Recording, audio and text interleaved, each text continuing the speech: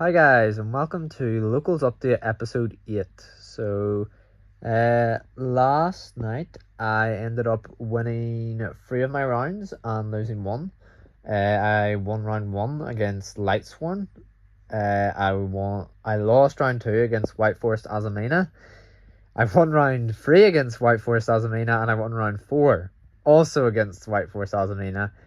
A lot of really good games. This deck that I have built and I brought felt amazing. I have changed it slightly from last night because I was kind of rushing to get to locals and get all the cards I needed, because I did some trades beforehand to make this deck, so I didn't have all of the cards that I needed that I had, and I hadn't realized that.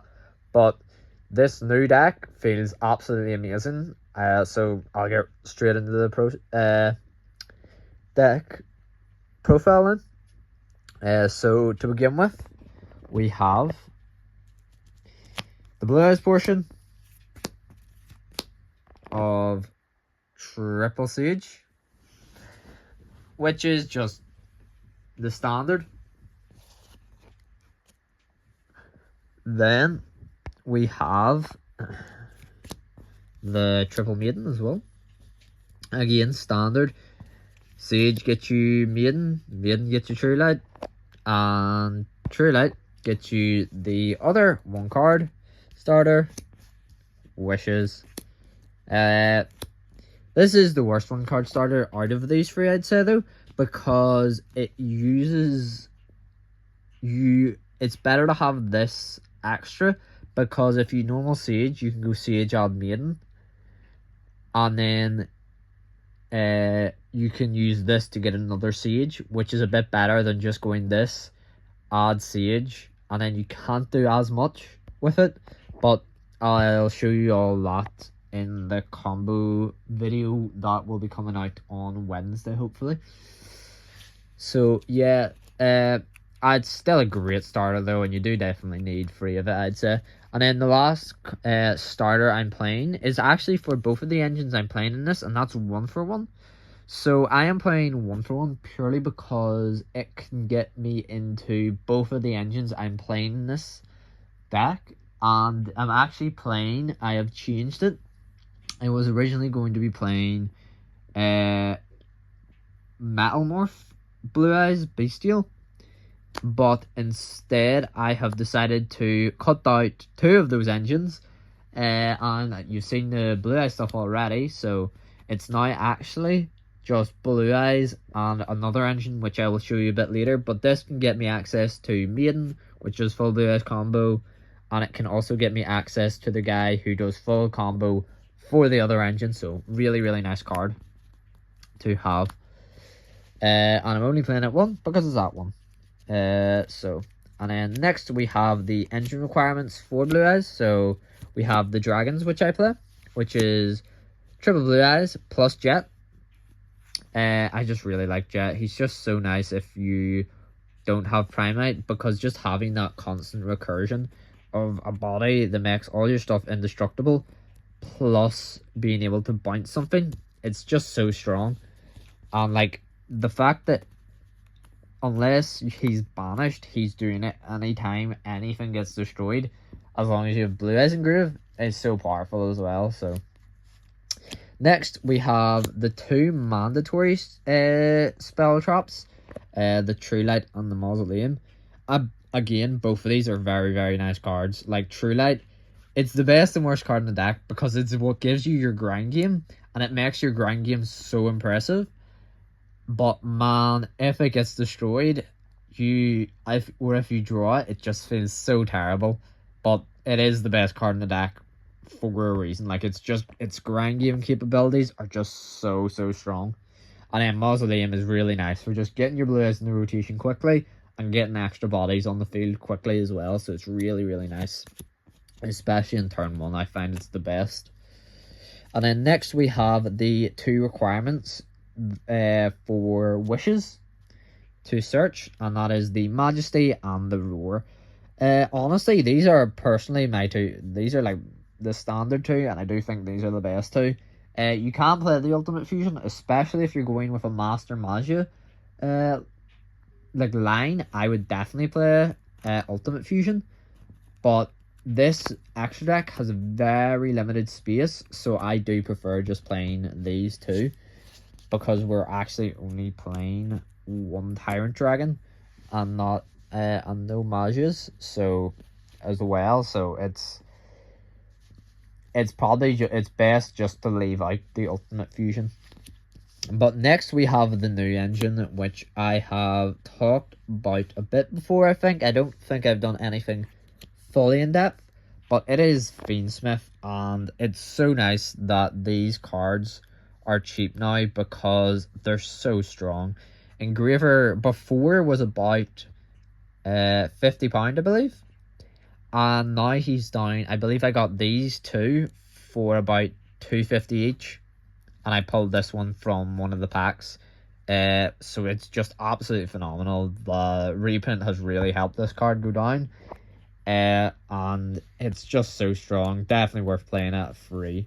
But honestly, if you want to play a more budget version, you can literally only play it with one engraver, which will cost you maybe £1. So really, really nice. Next we have, to be fair, one of the more expensive cards that you do need, and that is the Fiendsmith Tract. Well, I say you need it. There is other options that you can play, such as Fiendsmith Sanct, but Tract is just such a better option because it gives you the extra light fiends that you need for your Fiendsmith engraver, who just does kind of everything. I didn't go over what he does. Basically, you can, I believe it's, yeah, you discarded this card, you get to add a Fiendsmith spell trap. So there's Fiendsmith Sanct and Fiendsmith Tract. And then what Tract allows you to do is it allows you to add a light fiend. Now, typically the light fiend you'll add is Fable Lurie, because Tract's other effect is that you have to discard a card once you add the light fiend. So you'll add Lurie and then discard Lurie, and whenever Lurie is discarded, it special summons itself. So it's just a free light fiend special summon, which is really important for the deck, but that'll come up a bit later. But Engraver also allows you to target a Fiendsmith equip card and one monster your opponent controls and send those to the graveyard. So it's great removal for going second, as well as you can revive him from the grave by shuffling one other light fiend into the deck or extra deck for cost. So it gives you recursion plus an extra body from your grave. He just is an absolutely fantastic card that is extremely strong. And Tract is in here to add Lurie, and Lurie is in here to go to special summon himself. Now, there is one other card that isn't typical in most Fiendsmith builds, but I absolutely love in this deck specifically, because it is searchable through Blue Eyes combo. So you can do Fiendsmith combo while also doing Blue Eyes combo, and that is the Barrier Resonator. So this guy is absolutely fantastic. He's a light fiend, which is important again. He's also a level 1 light tuner, so he's searchable off Wishes and Sage. And it also has an effect where you can send this card from your hand to the grave, then target a tuner you control. And with Maiden, whenever you target her, she can special summon a level 1 light tuner or a Blue Eyes White Dragon from grave.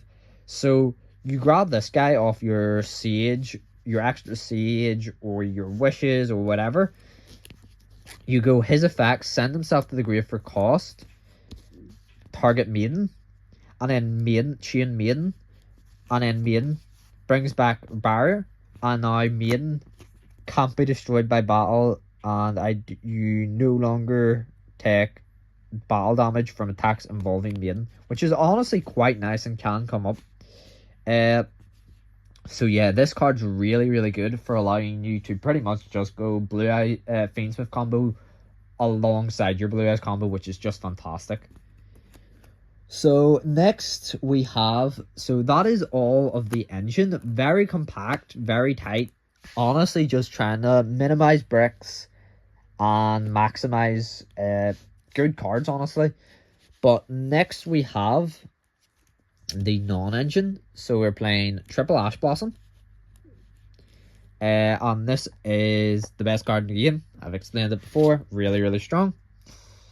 I have decided to play Triple Effect Failure. Now, this could be changed out for a lot of things because you can technically play it at 2 because it's searchable within Blue Eyes. But because I find myself typically wanting to search Barrier Resonator more, that's kind of why I like playing it free, because it is also just a good card to see in your opening hand. So that is why I'm doing that. Next, we have Triple Bestials. I am still playing them because, I mean, they are still good cards. I am only playing 3 though, one of each name, because I feel like putting in an extra one, I don't want to take anything out to put in an extra one. And I feel like with these two at 2 anyway, the only other name is Saronir. And then if I'm playing Saronir, I want to play Lebellion. And then the deck will be going over 40 cards. And I really like it at 40 cards currently, because while there's quite a few bricks, there isn't enough starters really to go over those 40 cards. So that is why I like currently just playing the 3 Bestials. And then we are playing 2 Droll Lockbird. The reason I'm playing this at 2, honestly, is because I don't have a third one. I don't know if I would play it at 3. I probably would, though, if I did. And because it's really, really good against White Forest Azamina. And as you heard, I played against 3 White Forest Azamina decks last night. So it's really, really strong and definitely worth playing these guys. Especially, well, in my locals especially. Next, I have the Nibiru, the Primal Being. This card is really good, especially in this meta where, again, against White Forest Azamina, can be absolutely devastating. Sometimes it isn't, but it can be really, really strong against, it's just so strong against so many decks. I probably would cut it though for a third Droll Lockbird, I believe, because I do play 2 of it in the side deck, and I feel like that is enough. But the other reason, and then the final hand trap that I am playing is the Triple Infinite Impermanence. This is just like Veiler on a trap card. It's so good, so strong, great for breaking boards as well, nicely, and is just a fantastic card all around. And finally, we have, for the main deck anyway, we have Called by the Grave and the Crossout Designator. That is why I am playing the Nib at 1 for the Crossout, but honestly, it can change, and Crossout is a very weird card because it is only at 1. It doesn't feel as good to play these one-of-hand traps. So I am considering, honestly, taking out Crossout, but I'm not 100% sure, and it would have to be like... honestly, I might take out Crossout for the third Droll Lockbird, but Callby is still really, really strong, going first and going second. And honestly, Crossout is strong going first as well, because the fiendsmith stuff is like the best engine in the game currently, and so being able to call fiendsmith and groover is just so strong against your opponent. But that is it for the main deck. I will now move on to the extract, which has actually received quite a lot of changes. So for fusions, for Blue Eyes fusions, we are just playing the 1 Neo Blue Eyes and the 1 Blue Eyes Tyrant. The reason I'm only playing 1 Blue Eyes Tyrant now is we don't really have the extra space to play to. And also, I'm not playing Ultimate Fusion, so I don't mind just going for 1 Tyrant, because he's quite easy to make, honestly, with stuff like Roar's Effect and Grave. And if I forget to go Wish's Effect, I can just do Wish's Effect on the next turn and equip a Blue Eyes with the Neo Blue Eyes. So that is why I'm playing those. There is one other fusion that I'm playing, and that is Necroquip Princess. So this is one of the cards I'm playing in my extra deck for the fiendsmith line. So it's really good because I can just, it's a level 6 fiend, which will come up a bit later, but it's really nice because it can be special summoned from the extra deck by sending a monster equipment for monster card, which will be Engraver, and a fiend monster card, which will come up a bit later as well, but I will show you the card whenever that comes up. But this is really good for the fiendsmith line, and if you do the blue eyes, don't open fiendsmith, and you just go the blue eye combo in the fiendsmith, you need this card to get an M-board piece. So next we have the blue eyes synchros. So I'm playing the 2 spirit dragon, and I have changed the lineup for spirit tags in quite a bit. I am now playing the Azure Eyes, the Moonlight Rose, the Lightstorm Dragon, and the Ultimate Dragon. So the reason I am playing these guys is because it just gives you such a wide range of strong options to go into. Moonlight I actually typically like making with fiendsmith Engraver and one of my regular tuners, because it's a level 7 synchro monster, so I can use a level 1 tuner and Engraver, who's level 6, to make this guy, and it gives me a targeting bounce when it's specialed, and then it'll also stick around. So say my opponent has like a bunch of non-tuner monster level 5 or higher monsters that they want to special summon, I can just bounce them back to the hand, which is really, really nice, because any like synchro deck will be doing that a lot. And then Azure Eyes I have explained, and Ultimate Spirit I have explained. This guy just makes all my dragons indestructible when he's summoned and untargetable, which is obviously very, very nice. And Ultimate Spirit is an Omni-Negate, and it stops things from being banished from the grave. That is especially good in this deck because the fiendsmith stuff does lose quite hard to bestials, as well as the blue eye stuff. So being able to just say, okay, well, I'll just stop all of your bestials is so strong. And then the other card is the Lightstorm Dragon. So this again is a generic synchro monster, so I can actually make it with fiendsmith Engraver plus any of the like an Ash Blossom or anything like that, because it is level 9, so a 3 plus a 6. If I need to, and that's what it comes to, I can actually make Lightstorm Dragon. And it basically, when it's specialed, I can target spell traps in the field up to the number of normal monsters in the grave plus 1. So typically you'll have at least one blue eyes in the grave when you're comboing. So I can pop at least 2 spell traps. And then if this card is destroyed by battle or card effect, I can target a spell in my grave and set it, but it can't use it unless I control a normal monster, which in the blue eyes deck is extremely easy to do. So that is the 4 targets I'm actually playing for Spirit, all of which are very easy and accessible to get into.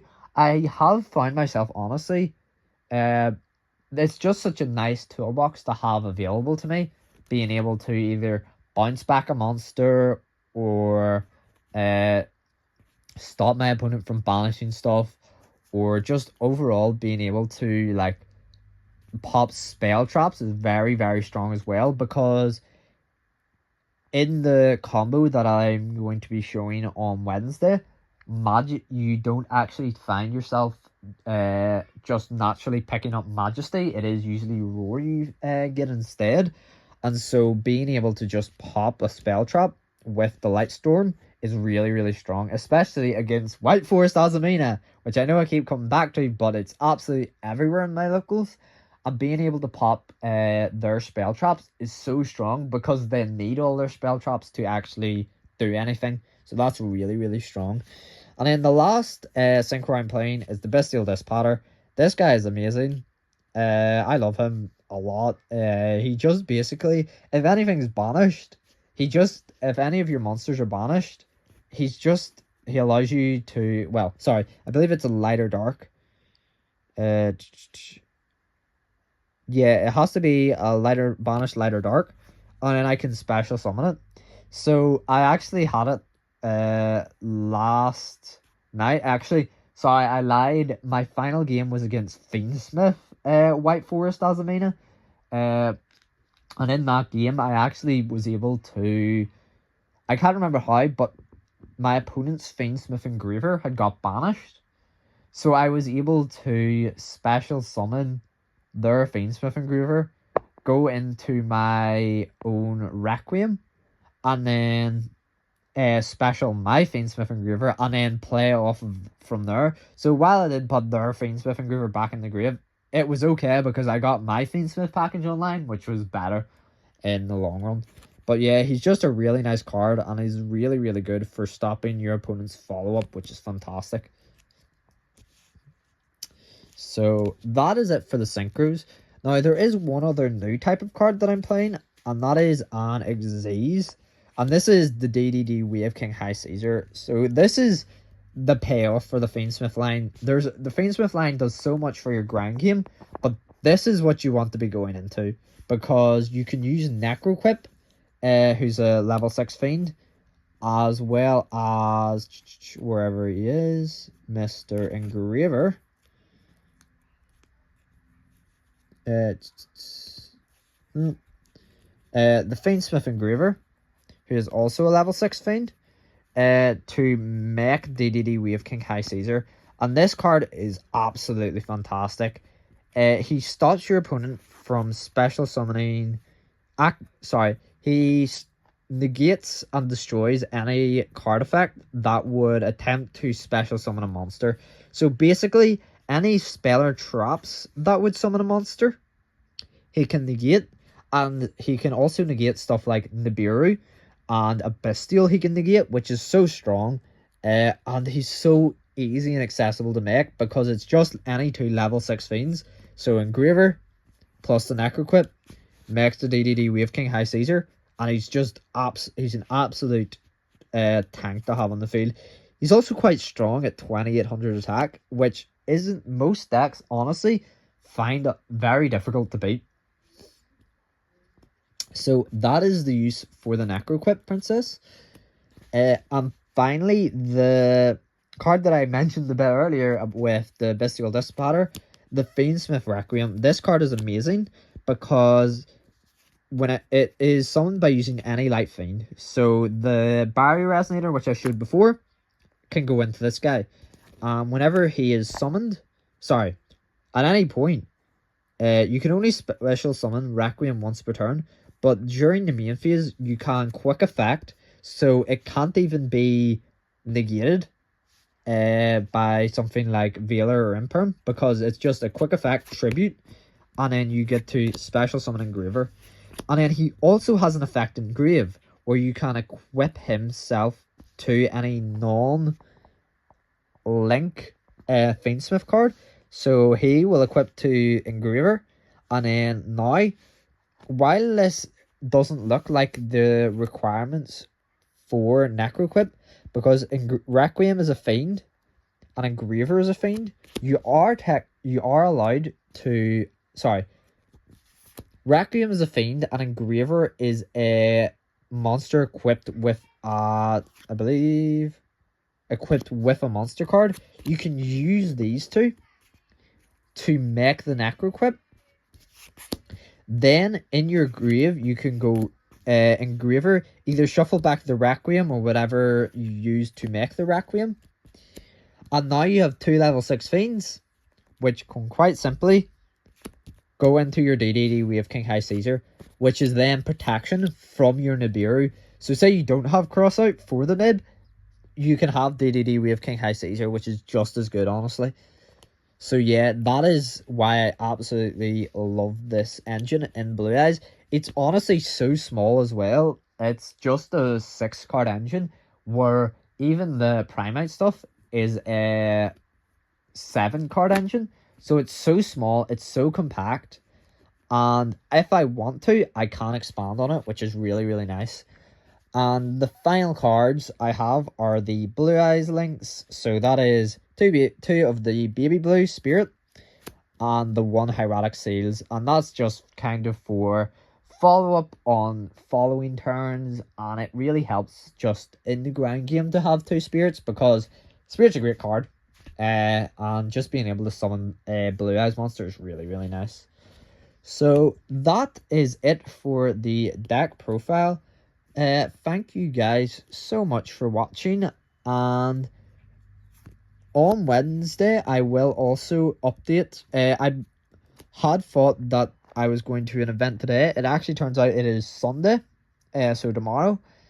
So I will update you all on the event, how the event went on Sunday, either on Instagram or on or in Wednesday's video, where I'll also be showing off a 1.5 card combo with just Sage that gets you 2 spirits out plus your DDD with King High Caesar, which is just absolutely phenomenal. So as always, thank you so much for watching, and I will see you later. Goodbye.